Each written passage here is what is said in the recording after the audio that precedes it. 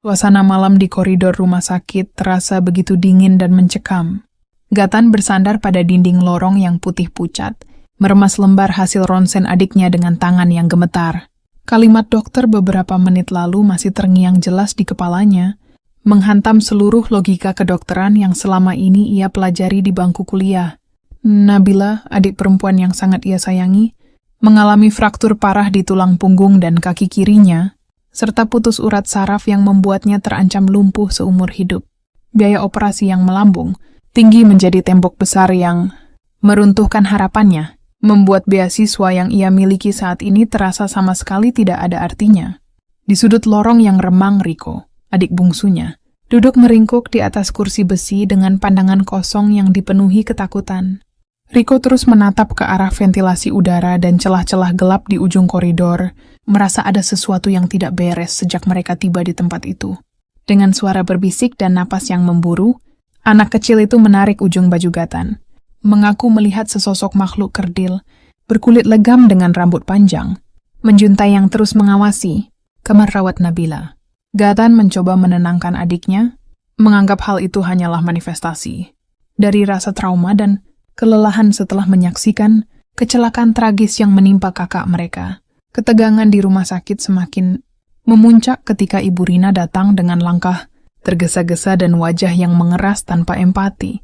Alih-alih memberikan ketenangan, ibu tiri mereka itu justru menyalahkan Gatan yang dianggap tidak becus menjaga keluarga dan langsung memutuskan hal gila secara sepihak.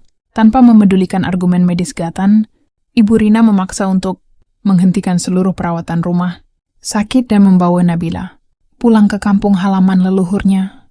Malam itu juga, di tengah isak tangis yang tertahan dan keputusasaan yang mendalam, Gatan hanya bisa terpaku melihat tubuh lemas Nabila dipindahkan, sementara Riko terus menangis karena melihat bayangan hitam kerdil. Itu kini ikut menyelinap masuk ke dalam mobil, bersiap mengikuti perjalanan mereka menuju kegelapan yang tak berujung. Mobil tua itu terus melaju menembus pekatnya malam, membelah jalanan setapak yang semakin menyempit dan dipenuhi pohon-pohon besar yang menjulang layaknya raksasa hitam. Ketika fajar menyingsing, mereka tiba di Kampung Sendang Keramat, sebuah desa terpencil yang seolah terputus dari dunia luar.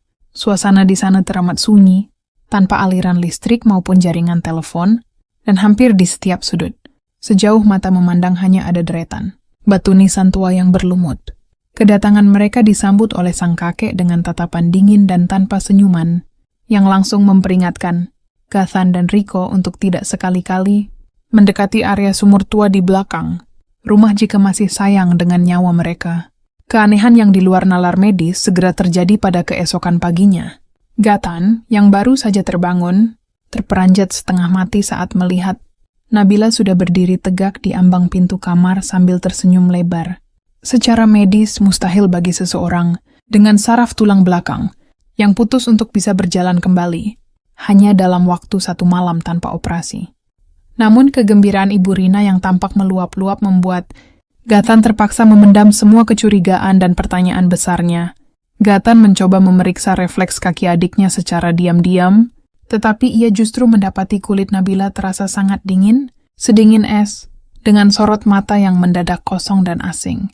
Malam harinya, teror yang sesungguhnya mulai merayap masuk ke dalam rumah kayu tersebut. Riko, yang terbangun karena mendengar suara dejitan lantai papan, mengintip dari balik celah pintu kamarnya dengan tubuh gemetar hebat.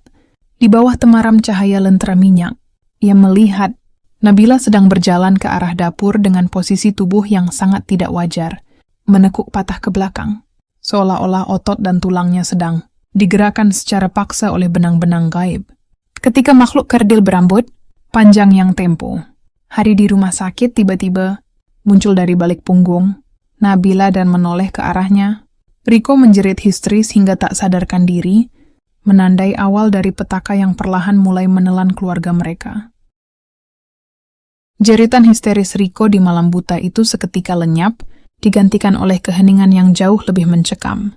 Ketika Gatan mendobrak pintu kamar dengan napas terengah-engah, ia hanya menemukan kamar yang berantakan dan jendela kayu yang sudah terbuka lebar, berayun pelan ditiup angin malam.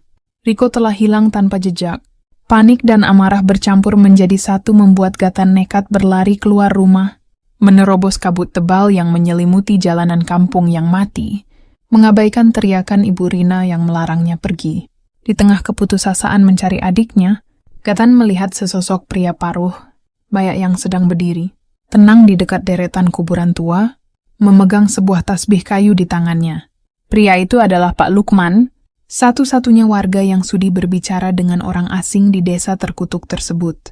Melihat kepanikan Gatan, Pak Lukman membawanya ke sebuah gubuk kecil dan mulai membuka tabir kegelapan yang selama ini menyelimuti kampung Sendang Keramat.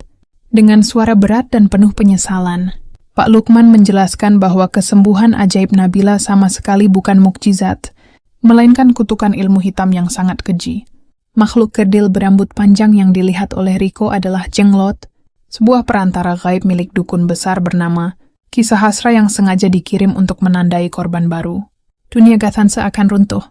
Seketika saat mendengar penjelasan, logis dari sudut pandang mistis tersebut, Pak Lukman mengungkapkan bahwa Jenglot itu tidak akan pernah pergi sampai ia berhasil mengisap habis seluruh sisa umur korbannya.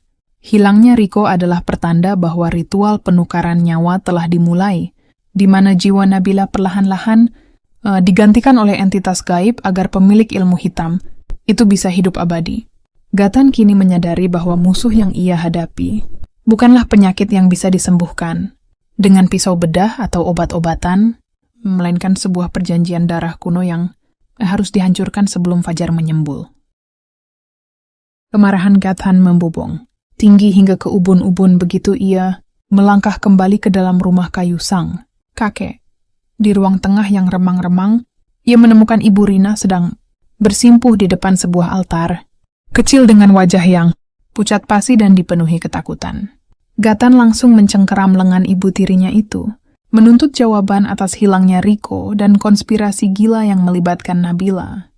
Sambil menangis histeris, Ibu Rina akhirnya mengaku bahwa ia dan sang kakek sengaja membawa Nabila ke kampung ini untuk memenuhi janji masa lalu dengan Kisah Hasra demi menukar penyakit yang diderita keluarga mereka dengan tumbal nyawa orang lain. Namun, pengkhianatan yang sesungguhnya baru saja dimulai. Belum sempat Gatan mencerna pengakuan tersebut, suara tawa melengking yang sangat berat bergema dari arah luar rumah, membuat suhu ruangan mendadak turun drastis hingga napas mereka berembun. Kisah Hasra, sang dukun ilmu hitam, muncul di ambang pintu bersama beberapa pengikutnya dengan tatapan mata yang merah menyala. Sang dukun menyatakan bahwa perjanjian lama telah berubah. Nabila tidak akan pernah disembuhkan, melainkan tubuhnya akan dijadikan inang baru bagi penguasa gaib kampung, sementara seluruh anggota keluarga yang tersisa akan dijadikan bangkai, pembuka untuk membangkitkan kembali desa yang mati tersebut. Malam itu juga Gatan dan Ibu Rina, yang terus meratap ampun, diseret paksa menuju area sumur tua yang berada di tengah-tengah hutan keramat. Di sana, di atas tanah yang menghitam dan berbau anyir darah, ritual besar penyerahan tumbal mulai digelar di bawah temaram belasan obor. Gatan melihat Riko tergeletak tak berdaya di dekat altar batu dalam kondisi tidak sadarkan diri, sementara Nabila berdiri di samping Ki, Sahasra dengan tatapan kosong dan gerakan kaku layaknya boneka tali. Kisah Hasra mulai merapal mantra terkutuk dalam bahasa kuno, memanggil sang Jenglot untuk segera mengisap habis sisa suksma dari tubuh anak-anak malang itu sebelum malam berganti fajar.